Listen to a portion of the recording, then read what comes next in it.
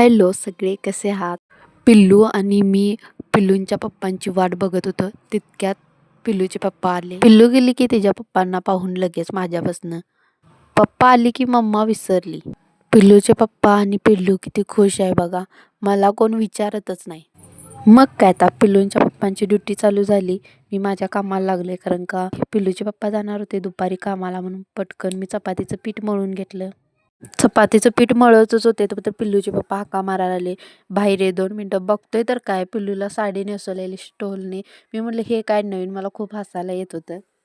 पटकन मग भाजी पण टाकली फोडणीला, पटकन चपात्या पण करून घेतल्या. मग काय पिल्लूची आपली मज्जा आहे. मोठे बाबा आले, पिल्लूचे फिरवून आणलं पिल्लूला. पिल्लू झाली खुश मोठ्या बाबांच्यावर. दुपारी मोगऱ्याची फुलं तोडत असताना पिल्लू आणि पिल्लूचा मोठा दादा मधीच यांची लुडबुड चालू होती. मला मोगऱ्याची फुलेच तोडू देत नव्हती आणि माझी सगळी कामे आवरलेली घरातली, तरी पण पिल्लूची लुडबुड चालू होती.